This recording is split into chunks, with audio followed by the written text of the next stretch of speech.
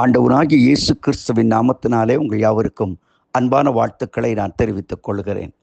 மற்றொரு இனிய காலை பொழுதில் உங்களை சந்திப்பதில் மிகுந்த மகிழ்ச்சி. இந்த நாள் உங்களுக்கு ஆசீர்வாதமாய் அமைவதாக. இன்றைக்கு நான் உங்களோடு தியானிக்க விரும்புகிற ஆண்டுடைய வார்த்தை எரேமியா 30:18.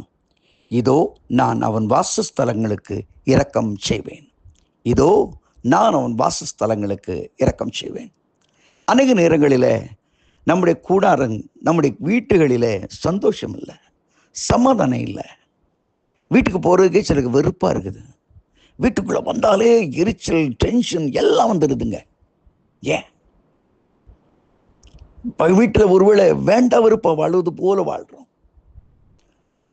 ஆதியாகமம் 15 பாருங்களேன். அங்கே ஆபிரகாம் தன் கூடாரத்தில் இருக்கிறான். ஆண்டவர் போய் சொல்லுகிறார், நான் உனக்கு மகாபெரிய பலனும் அடைக்கலமாய் இருப்பேன் என்று சொல்லுகிறார், அரணுமாய் இருப்பேன் என்று சொல்லுகிறார். ஆனால் ஆபிரகாம் அவரை பார்த்து கேட்கிறான், அதெல்லாம் இருக்கட்டையா, எனக்கு என்ன தருவீர்? எனக்கு என்ன தருவீர்? என் கூடாரத்தில் ஒரு ஏக்கம் இருக்குது. எனக்கு குழந்தை இல்லையே. நான் வேலைக்காரனுக்கு, பணிவிடைக்காரனுக்கு வேலைக்காரனாக இருக்கிறவன் எனக்கு பிள்ளையாக மாறுவானா? அவன் குடும்பம் செழிக்குமா? என்றெல்லாம் கேள்விகள் பல. ஏன்னா வீட்டில் ஒரே பிரச்சனை. ஆண்டவன் விட்டுட்டு வந்தாயா, பணம்லாம் இருக்கு, சரிதான், ஒன்றும் இல்லையா, வாரிசு இல்லையா. அந்த வேதனையோடு இருக்கு. ஆண்டவர் சொல்றாரு, தயவு செய்து உன் கூடாரத்தை விட்டு வெளியே வா. ஆபிரகாமே, உன் கூடாரத்தை விட்டு வெளியே வா. வானத்தின் நட்சத்திரங்களை பார், கடற்கரை மணலை பார்.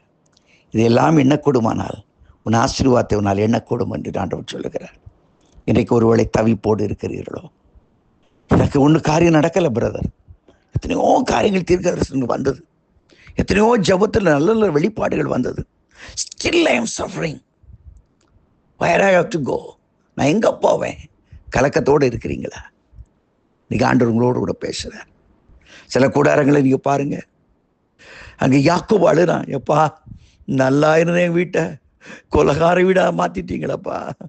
சீனாளை அந்த அருமையான இனத்தான் ஒருவன் கெடுத்த பொழுது அந்த கூடாரத்தை அவன் எவ்வளோ தாழ்ந்து வந்த பிறகு கூட அந்த குடும்பங்களை, அந்த கோத்திரங்களை அழித்து கொன்று குவித்து விட்டார்களே, வெறியாட்டம் பண்ணி விட்டார்களே. எதிர்ப்பு நிற்க முடியல, ரத்தத்தின் கூடாரமாய் மாறிச்சு. அழுறான், இப்படி பண்ணிட்டீங்களடா, நல்ல ஒரு ஜனங்களை கொன்னுட்டீங்களே. வாழ்க்கையில் சில நேரங்களில் நம்ம பிள்ளைகளினால சில கசப்புகள், நம்ம குடியிருக்க முடியல, பிரச்சனை வருது, வேதனை வருது, கண்ணீர் வருது. ஐயோ எனக்கு இப்படிலாம் நடந்துடுச்சே என்று தலையில் அடிச்சுக்கிறோம். நண்பர்களே, நம்முடைய ஆண்டவர் நம்மை சந்தித்து மாற்ற அவர் போதுமானவராக இருக்கிறார். உங்கள் வாழ்க்கையின் ஒரு விடுதலை உண்டு அருமையானவர்களே, உண்டு. யாக்கோபு ஓடுகிறான், பெனியேல் கர்த்தரை சந்திக்கிறான், வாழ்க்கை தலைகளாய் மாறுகிறது. இன்றைக்கு உங்கள் வாழ்க்கையிலும் கர்த்தர் அற்புதங்களை செய்ய, உங்கள் வாழ்க்கையை மாற்றி அமைக்க அவர் போதுமானவராக இருக்கிறார். இன்ப கானான் தேசத்தை பார்க்கும் முன்பதாக யோசேப்பின் மூலமாக ஒரு இளைப்பாறுதல் பார்க்கவில்லையா? அவன் குடும்பம் கட்டப்படுவதை பார்க்கவில்லையா? இன்றைக்கும் ஆண்டவரால் விழுந்து போனவுடைய கூடாரங்களை கட்ட முடியும். தாவீது தன் எதிரிகளினால் வந்த வேதனையினாலே மலைகளிலும் குன்றுகளிலும் இருந்து கதறுகிறார், என் கண்மலையான தேவனே, ஏன் என்னை மறந்தீர்? அடியின் துக்கத்தோடு வாழ வேண்டுமா என்று சொல்லுகிறார். காரணம், அவன் மனைவி இழந்தான். அவன் மனைவியோடு வாழ முடியவில்லை. தன்னுடைய பெற்றோர்களை தனியாக அனுப்பி பெற்றோருடைய அரவணைப்பு இல்லை, குடும்பத்தார் இல்லை, தனக்கு ஆலோசனை தந்த சாமுவேல் தீர்க்கதரிசி கூட இல்லை. தனிமைப்படுத்தப்படும் நிலைமை.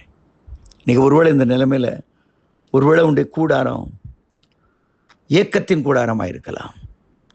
ஒருவேளை கூடாரம் பல துயரங்கள் நடைபெற்ற இரத்த கரைபடிந்த கூடாரமாக இருக்கலாம். ஒருவேளை தாவீதை போல எதிரினால் சூழப்பட்டு விரட்டப்பட்ட கண்ணீரின் கூடாரமாக இருக்கலாம். நான் ஆண்டவர் சொல்லுகிறார், உனக்காக நான் இறங்குவேன் என்று சொல்கிறார். விழுந்து போன தாவீதின் கூடாரத்தை திரும்ப கட்டின கர்த்தர் இன்றைக்கு உனக்கும் இறங்க அவர் போதுமானவராக இருக்கிறார். அன்னைக்கு வேதவசனத்தில் வாசிக்கும்போது சகைவை பார்த்து சொல்ல, உன் வீட்டிலே நான் தங்க வேண்டும் அப்பா, நான் தங்க விரும்புகிறேன் என்று சொல்லுகிறார். பெத்தானியாவுக்கு போய் அங்கே தங்கினார் என்று வேதவசனம் சொல்கிறது. எம்மாவு சீஷர்களோடு தங்கும்படி வீட்டுக்கு போனவர் இன்றைக்கு உனக்கு தயவு செய்வார். அவரால் கூடாத காரியம் ஒன்றுமே இல்லை. சகையுடைய வீட்டுக்கு ரட்சிப்பை கொடுத்து மனமகிழ்ச்சி ஆக்கின கர்த்தர் உன்னை வாழ்க்குவார். அன்னைக்கு மார்த்தாள் மரியாள் லாசருடைய வீட்டுக்கு போய் அற்புதங்களை செய்த அதே இயேசு கிறிஸ்து உன் குடும்பத்திலும் அற்புதங்களை செய்வார். எம்மா ஒரு வீசீஷலோடு தங்கின பொழுது அவருடைய மனங்களை குளிர்ந்து விட்டு எரிய பண்ணினவர் உனக்கும் அப்படி செய்வார். இன்றைக்கு கர்த்தர் உனக்காக இறங்கி உனக்கு ஒரு ரட்சிப்பு, உனக்கு ஒரு அற்புதம், உனக்கு ஒரு கலிகுறுதலை கொடுக்க அவர் போதுமானவராய் இருக்கிறார். உனக்காக இறங்குவார். அப்படிப்பட்ட இனிமையான நாளாய் உன் வீடு இருக்க கர்த்தர் ஆசீர்வதிப்பார். Have a blessed day. God bless you.